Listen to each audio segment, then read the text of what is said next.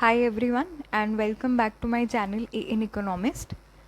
So, in the previous few lectures we have discussed about the 10 principles of economics and this is going to be a continuation of them.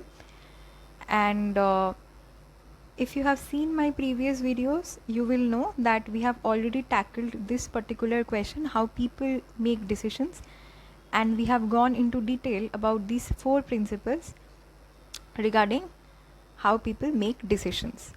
Now let us move a little forward and tackle this question today, that how people interact in an economy. Within that we will understand these 3 principles. So let's start with this. The first principle, that is the 5th principle, says that trade makes everyone better off. Let's see this example. Consider how trade affects your family. Now when a family member looks for a job, he or she competes against the member of other families who are also looking for jobs, right? Again, families also compete against each other when they go for shopping because each family wants to buy the best at the lowest price, right? They always want to buy the best goods at the lowest possible price. In this sense, each family in the economy competes with all other families. Now what happened when there is no trade, right? We will understand what will happen if there is no trade. Firstly, despite the competition, your family would not be better off isolating itself from the other economies or other families. Why this is so? Because if it did, your family would need to grow its own food or sew its own clothes or build its own home, which is not possible. Clearly, your family gains much from being able to trade with others. So this is what we will say, that trade allows each person to specialize in the activity she does the best, whether it is farming or sewing or home building.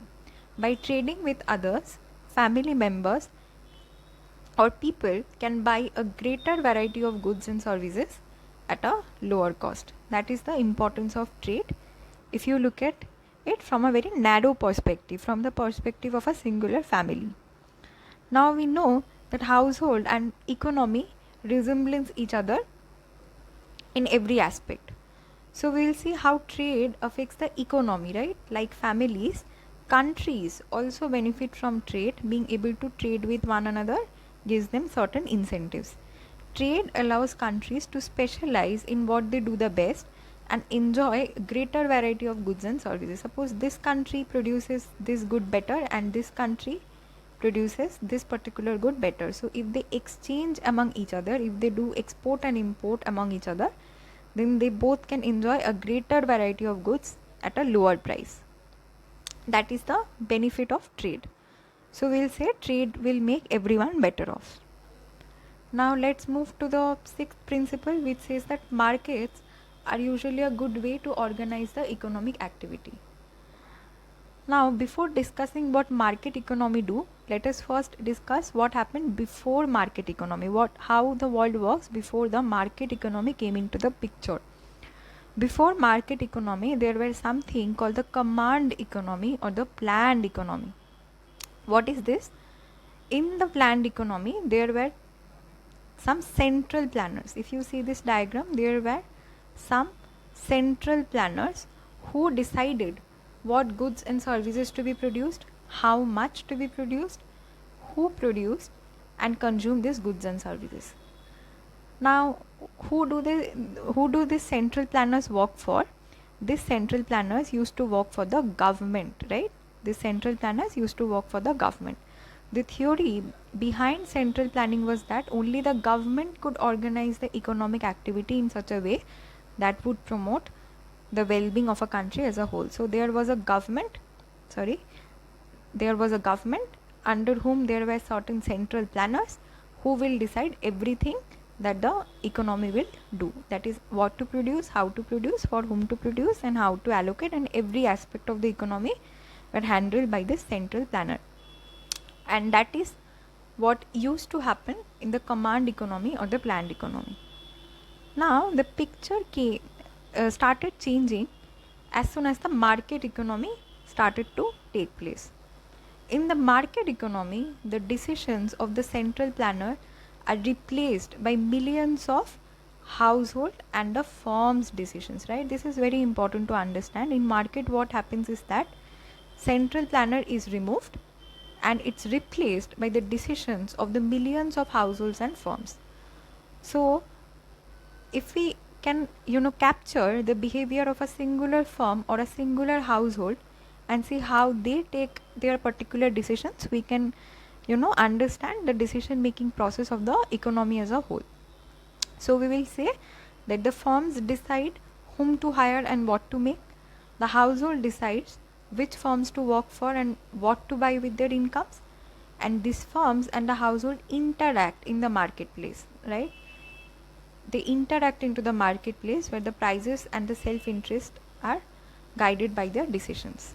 So in decentralized decision making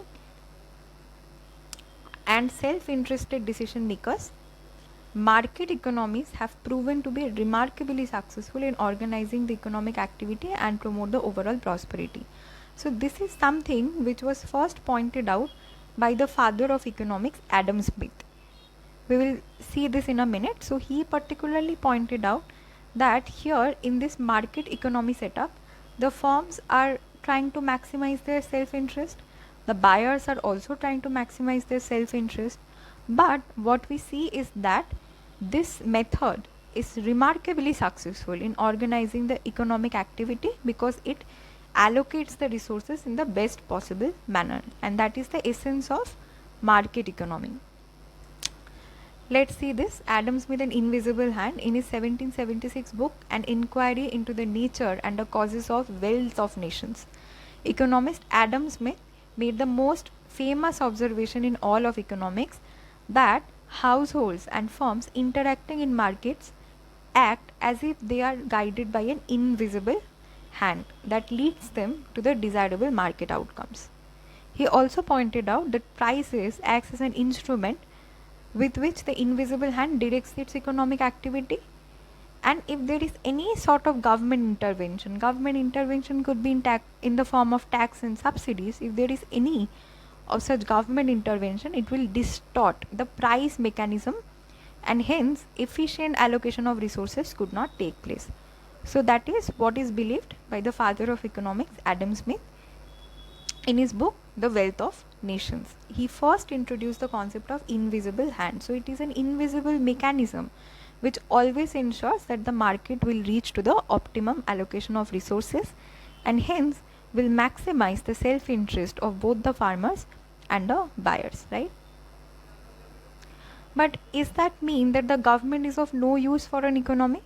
This is not the case. We will say that governments, the next principle deals with this, that the governments can sometimes improve the market outcomes.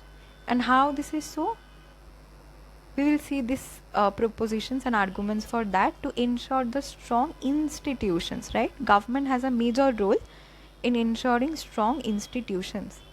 We need government because the invisible hand can work its magic only if government enforces the rules and maintains institutions that are key to the market economy. So this institution can be explained with the help of the North Korea and South Korea example. I don't want to go into the details of that. If you are interested, then you can study this in your free time. But the classic example of the role of importance is the North Korea, South Korea example. If someone wish, they can check it out. The second role of government is to promote efficiency. Sometimes in the presence of market failure, which occurs due to externality, market power or the public goods, we will discuss each of this as a separate chapter and a separate video sometimes in the future. And then we will say that a well-designed public policy can enhance the economic efficiency in that case. So here is the role of government. In the presence of market failure, they can formulate efficient public policies that can enhance economic efficiency. Or there could be a third role of the government to promote equity. Even if the invisible hand yields efficient outcomes, it can nonetheless leave sizable disparities in the economic well-being. In practice, many public policies such as income tax and the welfare system aim to achieve more equal distribution of economic well-being. So I have discussed this example in the previous lectures as well, that if you put a tax system such that the rich pays more taxes than the poor people, then the equality of income can be ensured in the economy, and that can be handled by the government. So there are three important roles of government: to ensure strong institutions, to promote economic efficiency, and to promote equity. But still, Adam Smith believed that the government basically distorts the efficient allocation of resource, so government should not enter into the market mechanism. In the cases where market fails, then only the role of government is very prominent.